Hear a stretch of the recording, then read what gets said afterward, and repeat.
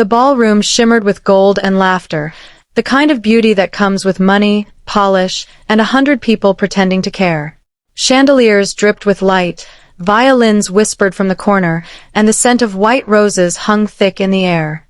Every detail in that room had passed through my hands, the linens, the candles, the calligraphed menus, and each one had cost me something more than money. I had paid for this day, every breathtaking inch of it, down to the last polished champagne flute. I told myself it was worth it, that no price was too high for the moment my daughter would walk down the aisle in a gown I'd helped design. I stood at the back, near the bar, in a navy blue dress I'd sewn myself. Not because I couldn't afford a new one, but because I wanted something that felt like me, simple, dignified, honest. The fabric moved softly when I breathed, the pearls at my throat catching the light each time I lifted my head. I watched her, my daughter, glowing in the center of the room, her laughter rising above the hum of conversation. She looked radiant, flawless, the very image of the life she'd always wanted. The one I had worked myself half to death to give her. For 31 years, I'd been the woman behind her victories. The seamstress who became a provider, the provider who became invisible. And tonight I thought, finally, I'd be more than a shadow. I thought she'd take my hand in front of those guests, her husband's wealthy family, the investors, the friends who'd never known what it took to build something from nothing, and she'd say, "This is my mother, the woman who made me who I am." But that wasn't what happened. When the MC called for a toast, my daughter took the microphone, smiling the kind of smile that hides 1,000 calculations. "Before we begin," she said, her voice ringing out, "I want to thank someone very special, the woman who made today possible." She turned toward me. My heart fluttered. This was it, I thought. The moment. She paused, then continued, "Everyone, please thank Ellie. She helped organize everything, from the flowers to the decorations. We couldn't have done it without her." There was a wave of applause. Polite, brief, meaningless. And just like that, my name, Mom, disappeared into the noise. Ellie. Not Mother. Not even a trace of who I was to her. I was just the help. For a moment, I couldn't move. The sound around me dulled, the lights blurred. My fingers clenched the clutch in my hand until my knuckles turned white. I smiled anyway, because that's what women like me are taught to do, to hold grace even when it cuts. The waiter beside me mistook me for another staff member and asked if I needed a tray. I shook my head, forcing a laugh that felt like glass in my throat. Inside, something shifted, not anger yet, not even heartbreak, but a cold stillness. A knowing. I had spent $37,000 on this day. Sold old jewelry, withdrew from my savings, postponed my own retirement, all for her dream. And in return, I was given a title fit for a stranger. I didn't cry. I didn't shout. I stood there quietly, watching her bask in the glow of the world she'd built on my back. And in that silence, I understood something I never had before, that love without respect isn't love at all. It's labor. And I had labored enough. As the crowd laughed and the music swelled again, I lifted my glass, but not to her happiness. I lifted it to my own awakening. She thought I was invisible. She thought she could rewrite who I was in front of them all. But she forgot one thing. I'm the one who paid for every moment she's living. And tonight, before it's over, she's going to remember exactly who I am. Long before the chandeliers, the champagne, and the crisp white tablecloths, there were years of quiet struggle that no one in that ballroom could ever imagine. I didn't come from the kind of world where weddings sparkled. I came from the kind where people built their dreams by hand and prayed they didn't fall apart. When Savannah, my daughter, called me one afternoon with the idea of her dream wedding, I remember the way her voice trembled with excitement. "It's going to be small, elegant, nothing too crazy," she'd said. But small became grand, and simple turned into imported. Each time, I nodded and told her not to worry. I'd handle it. Because that's what mothers do. We handle everything, even the impossible. I was a seamstress for most of my life. The kind of job that stains your fingers with color and your back with pain. But it was honest work. I'd built my little shop from nothing, sewing dresses for other women's big days while mine passed quietly. Every stitch, every hem, every button I'd sewn had a purpose, to give her a life where she'd never have to choose survival over beauty. When she told me her fiancé's family expected a certain standard, I didn't argue. I simply asked, "What do you need?" The answer came in invoices. Venue deposits, catering fees, dress fittings, photographers, the kind of things people on her side of the world didn't think twice about. I drained my savings account one wire transfer at a time. I told myself this was what love looked like, giving until it hurts and still smiling through the ache.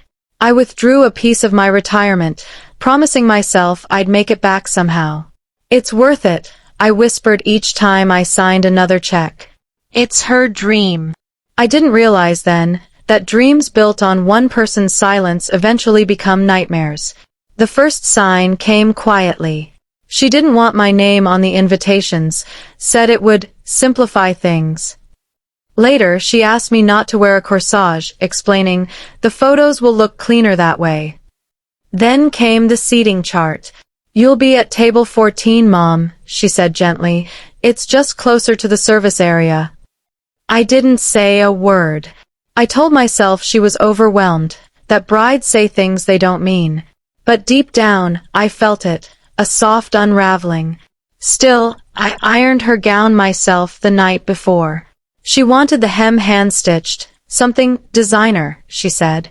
So I spent hours bent over the fabric, sewing the final thread while she slept, her phone buzzing with messages from bridesmaids and photographers. I smiled when she tried the dress on that morning, spinning in front of the mirror. "It's perfect," she said, not looking at me. And in that moment, I thought maybe love was enough. Maybe the years of loneliness, of missed birthdays, of silence between us would melt away under the glow of wedding lights. Maybe all she needed was to see me there, standing quietly, proud and happy, proof that a mother's hands could build a fairy tale. But love, I would learn, can't survive where respect doesn't exist. That night, when she called me Ellie, I realized what all those small choices had meant. They weren't mistakes.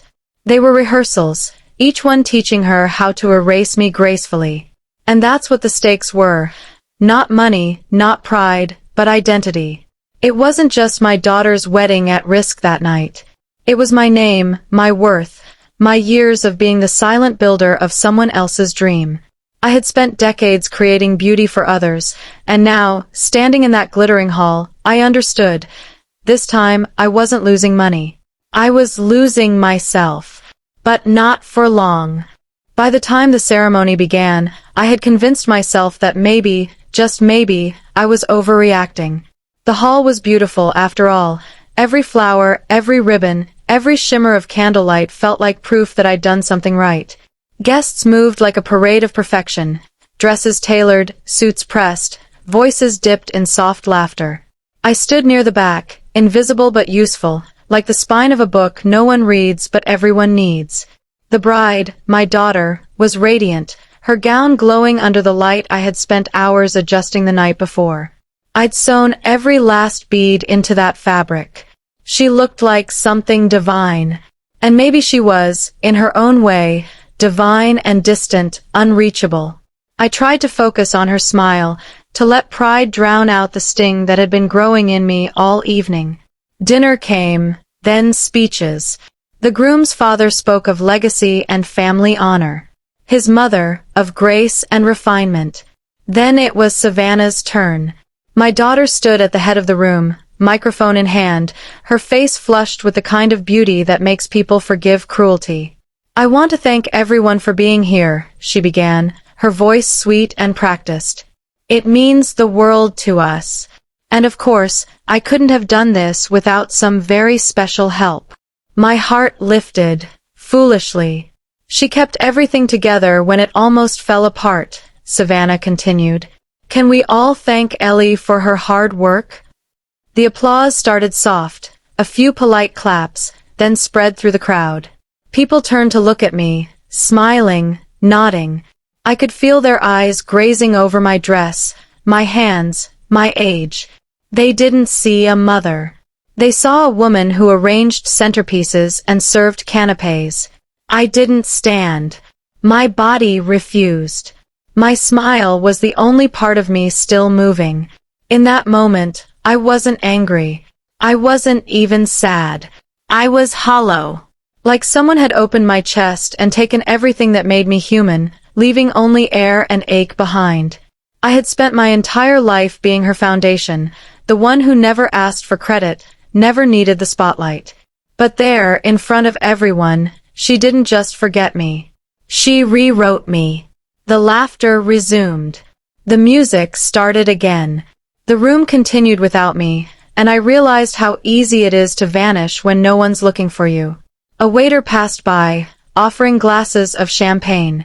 "Would you like one, ma'am?" he asked, polite but distracted.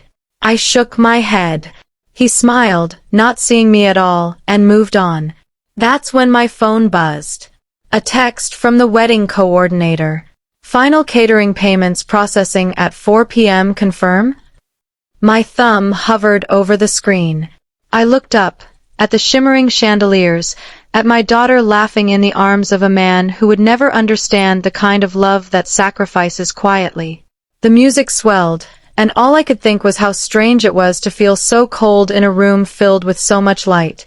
I tapped out 4 words: "Do not process payment." The message sent.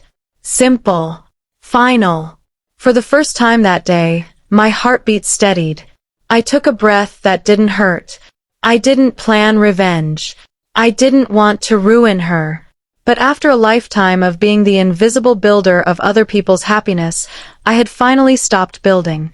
And when the music faltered a few minutes later, when whispers rippled through the crowd, and the first confused faces turned toward the band, I just stood there. Calm. Still.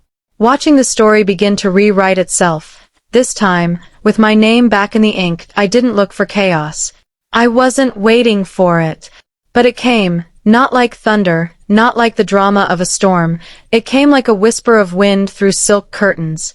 At first, no one noticed. The band stopped mid-song, their notes hanging awkwardly in the air. Guests turned their heads, expecting an announcement or a technical issue. The servers hesitated at the edge of the room, trays trembling slightly in their hands. And then, one by one, the murmurs began. Something was off. I sat there at table 14, my hands folded neatly in my lap, watching the ripples spread. Across the ballroom, I saw the wedding coordinator rushing toward the catering manager, her headset flashing under the lights. He whispered something back, his face tightening. Within seconds, his posture changed, professional charm melting into quiet panic. He turned sharply, scanning the room, looking for the person who could fix what had just gone wrong. But the person who could fix it, me, had already chosen not to. I didn't feel triumph. I felt peace. The kind of peace that doesn't come from revenge, but from release. For the first time in decades, I wasn't fixing someone else's disaster. I was letting it unfold. The groom noticed next. His face, all smiles and champagne moments before, stiffened. He leaned toward Savannah, whispered something. She frowned, confusion shadowing her perfect features.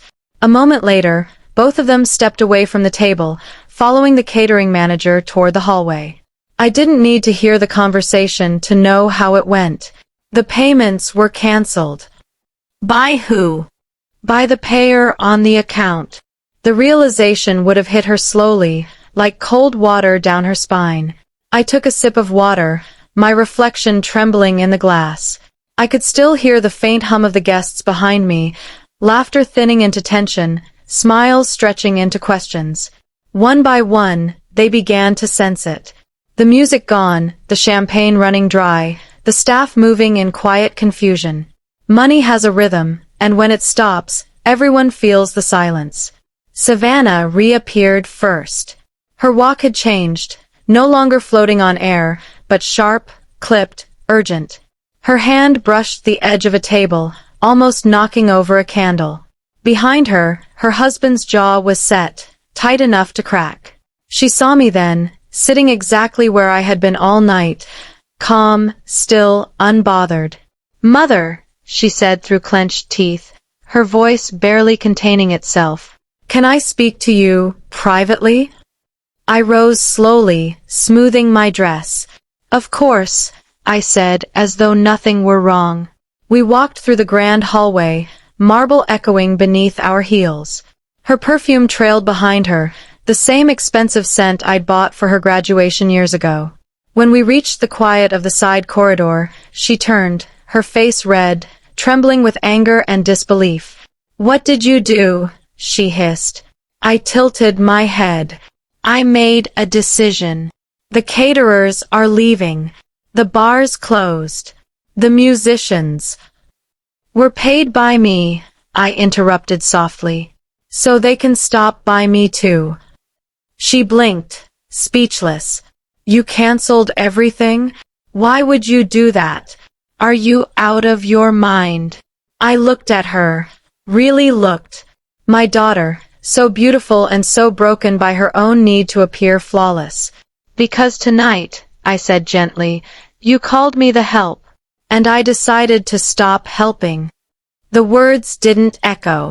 They didn't need to. For a long moment, she just stood there, her chest rising and falling, her mouth open but empty of words. And in that silence, I saw it, the smallest flicker of realization, the kind that comes when truth cuts through pride.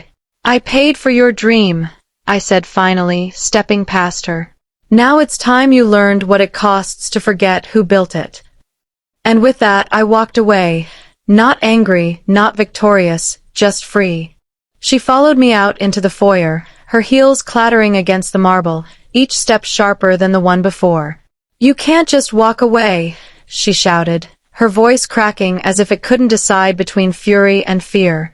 Guests had started to notice by then. Heads turned. A few people whispered, pretending not to look while looking anyway. I kept walking, calm, composed, the sound of her voice trailing behind me like a broken song. "Stop," she said again, breathless now. "You've ruined everything." I turned to face her. For the first time that night, I truly saw my daughter, not the bride, not the image she tried so hard to project, but the frightened, frantic child beneath it all. Her mascara had started to smudge at the corners, and her hands trembled as she tried to hold her composure together. "No," I said softly. "I didn't ruin anything. I just stopped pretending." Her mouth opened, but no words came out.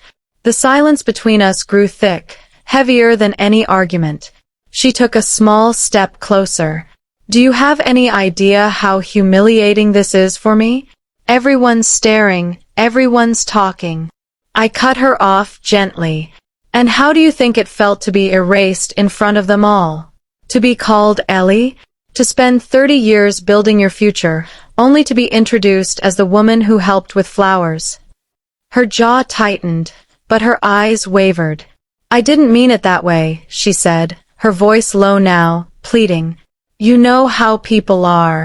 I was just trying to keep things simple." "Simple," I repeated, my voice barely above a whisper. "That word again. You used it when you told me not to put my name on the invitations. You used it when you said I should sit near the back. You even used it when you said I shouldn't wear the corsage. Simple for who, Savannah? Because it wasn't for me." She looked away, her breathing uneven. "You don't understand the pressure I'm under," she said. "Jordan's family, they're very particular about appearances.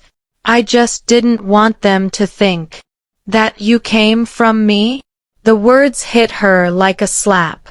She froze, her throat working as she searched for something to say. But there was nothing left to defend. We both knew the truth. This was never about tradition or elegance. It was about shame.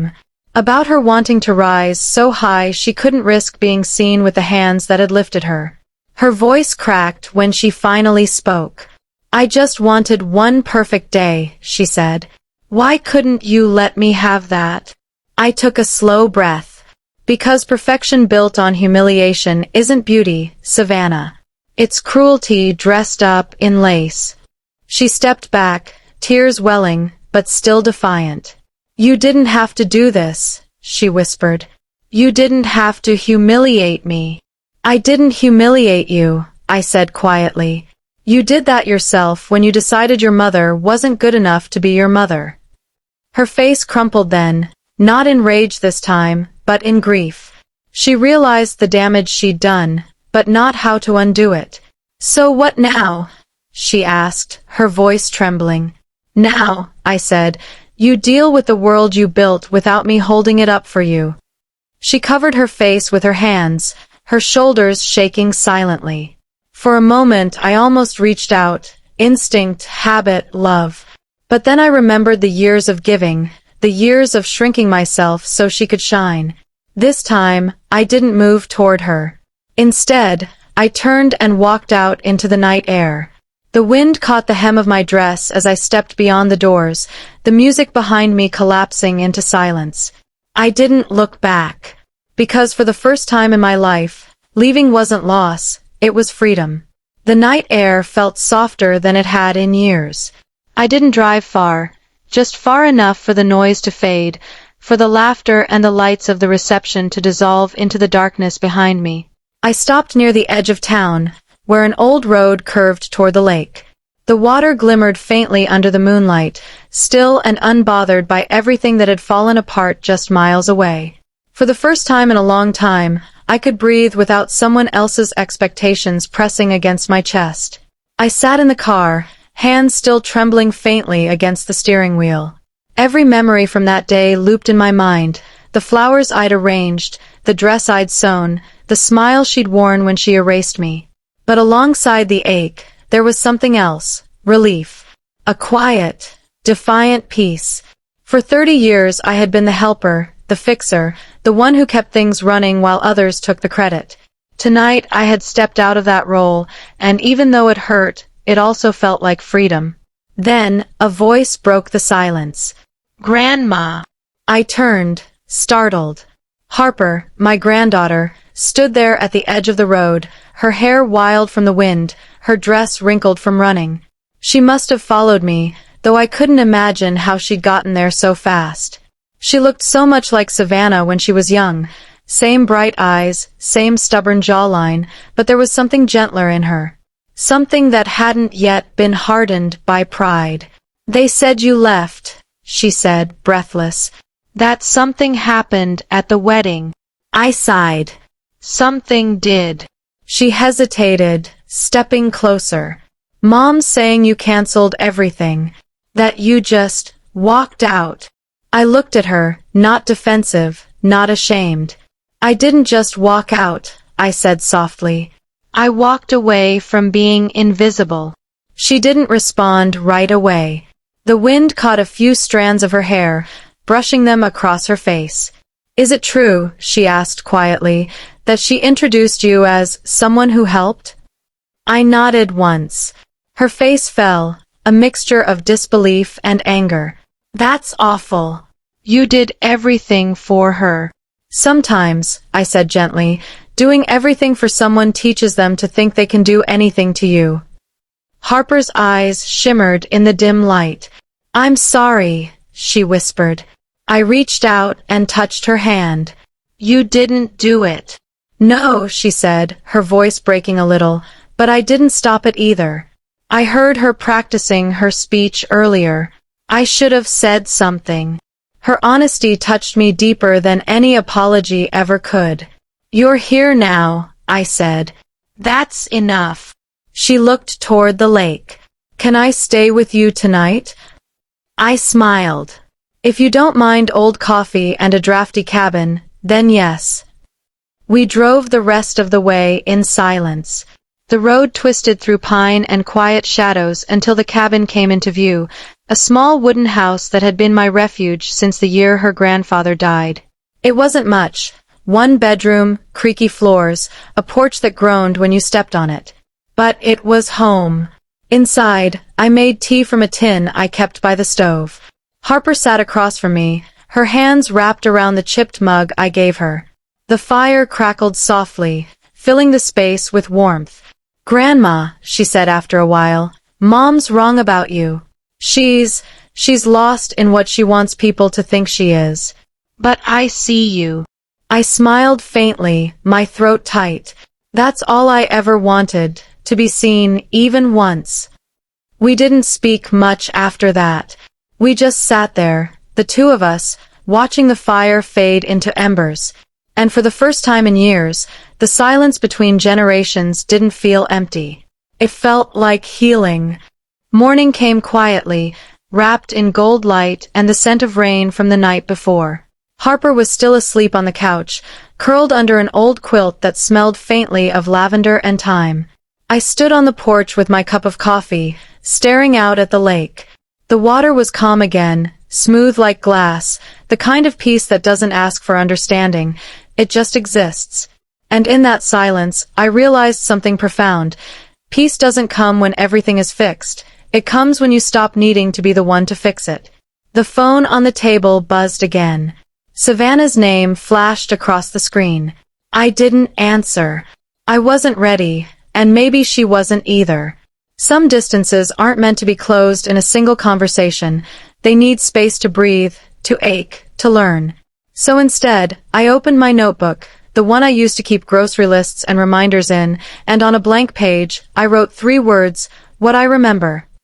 I wrote about the night I stayed up sewing her dress, about the first time she called me Mommy after scraping her knee, about the mornings I made her breakfast before she ran out to catch the bus. Each word was a memory reclaimed, a piece of myself that had been buried under years of sacrifice and silence. By the time I stopped writing, the sun had risen fully over the lake, painting everything in shades of warmth and forgiveness. Later that afternoon, Harper woke and joined me outside. "Are you going to talk to her?" she asked softly. "One day," I said, "when I can speak from peace, not from pain." She nodded, thoughtful.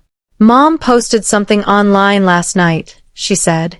A photo of the wedding with a caption that said, "Not everything goes as planned, but love wins anyway."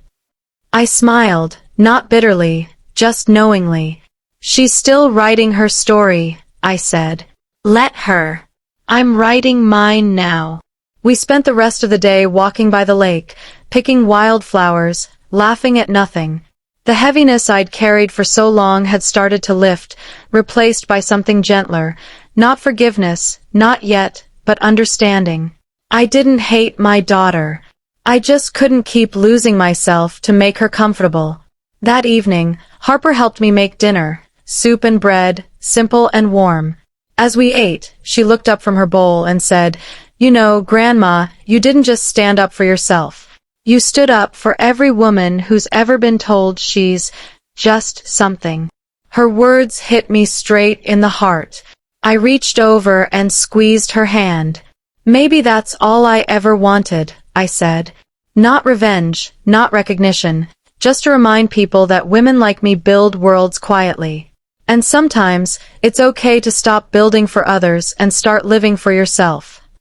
When night fell, I wrote one last note in my journal. I paid for her dream. But tonight, I'm paying attention to mine. I closed the notebook, took a deep breath, and looked out at the lake once more. The water shimmered beneath the moonlight, endless and free. Then I turned toward the camera in my mind, the audience who had walked through every wound and whisper with me, and spoke from the heart. If you're watching this and you've ever felt invisible, remember, your worth isn't defined by who sees you, but by what you give, by how you love, and by the courage it takes to walk away when love stops seeing you back. Don't wait for permission to be respected. Stand tall, quietly or loudly, but stand. And if they ever call you, just the help, smile, because only a builder knows the weight of the home she raised. So, if this story touched your heart, don't forget to like, comment, and subscribe. Because every story of dignity, love, and strength deserves to be heard. And maybe, this one reminded you of your own.